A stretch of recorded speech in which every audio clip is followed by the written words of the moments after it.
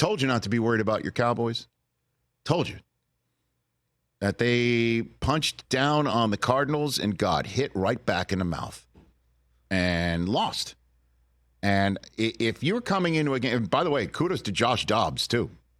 Because if you're coming into a game with an offense that's struggling behind a quarterback that has a possibility to struggle, Cowboys are going to feast. Daniel Jones, Zach Wilson, now Mac Jones. They're equal Jones-abusing individuals. Well, if you want a get-right game, just play the Patriots. Well, I wish that had worked for the Jets the week before, but it didn't. And, Mac Jones with pick six on his brain all over the place and turning it over, and it was brutal. It was absolutely brutal. And the Cowboys offense, when they are clicking and they are making they're calling plays and Dak is in a rhythm, they are really tough to beat. Their issue is how good is that going to be, say, next Sunday night against the 49ers? How good is that going to be in the 2 times against the Philadelphia Eagles front seven? And how's it going to be for this defense against a quarterback that's not named Jones or Zach Wilson, playing like Zach Wilson played in the 2022 Zach Wilson showed up in Dallas, for the most part. I'm sure the Jets deep down will tell you that what we saw on Sunday night against the Chiefs was born in part by the first 3 quarters of that game, but that's for another day. That's the issue for the Dallas Cowboys, is when they are going to play somebody that is standing in their way of an NFC Championship game appearance for the first time since the mid-'90s, how are they going to do? Sunday night in San Francisco, with the way that the Niners are playing, that's what it's going to be all about. Now, that's the test, because the Niners, with all due respect, they're going to be the ones punching down.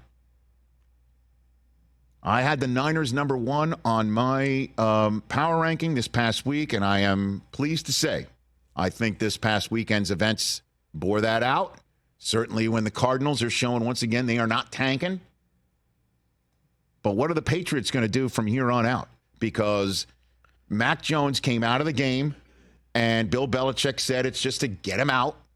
Just to get him out because he thought the game was over. Bailey Zappi, as we all know, got released in training camp as either a roster sort of massaging maneuver, or clearly they're having, if you will, open tryouts to see who can take over the second spot there behind Mac Jones. But you got to wonder,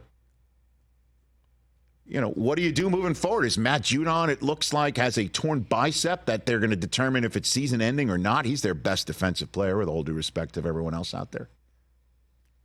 Here was Bill Belichick on taking Mac Jones out of the game and Mac Jones' status moving forward.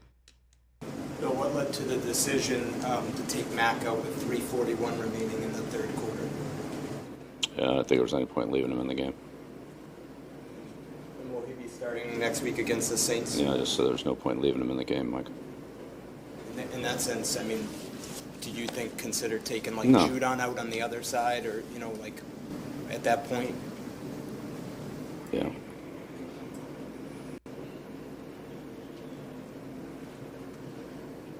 Yeah, I mean, you got to put somebody out there. So, Bill, was he benched for bad performance, or was he pulled because? No, I said there was no point leaving him out there, so I took him out. Today is when because Belichick turned down the opportunity to say he can't turn the ball over like this, and some of the other Patriots players did say that. Today he mentioned about the turnover issues that Mac Jones had. But I'll tell you, man, it's the same thing as with the Jets. I mean, you have no other option. It's going to be Mac Jones against the Saints. Yeah. You don't have an option. There's no other option. There's no other option. But the season's over. I mean, they're not going to make the playoffs. So what are we doing? Trying to win football games. He's 1 win shy of 300 regular season wins. Great. I don't know when that's coming. It's pretty bleak. And now Matt Judon's out maybe the rest of the season, your best defensive player. And the NFL Defensive Rookie of the Month, Christian Gonzalez, who in a redo of the draft might be a top 5 pick, he's out now for an undisclosed amount of time with a shoulder injury. So it's going to get a lot worse, Pats fans. New England's got a home date with New Orleans at Vegas, home for Buffalo at Miami. Oh, boy. Yeah, there are no wins right there. And I'll tell you what, I think you can win home for New Orleans and then at Vegas. These are winnable games. They just played terrible because you know why? Because the Dallas defense is going to punk your quarterback, and the question is how do you handle it? And the Giants and the Jets and the Patriots, sort of the Amtrak Northeast corridor, didn't handle it very well. Yeah, but if you're getting blindsided and you're not protecting the ball, the worst defense in the league is going to force that fumble. If you're throwing it clear across the field, it's bad the worst decisions. defense in the league is going to pick six that. So it's not just as great as Dallas's defense is, it's just poor decision-making on Matt Jones and the inability to make a play when he needs it the most. Catch the Rich Eisen Show every single day on the Roku channel, 12 to 3 Eastern, for free.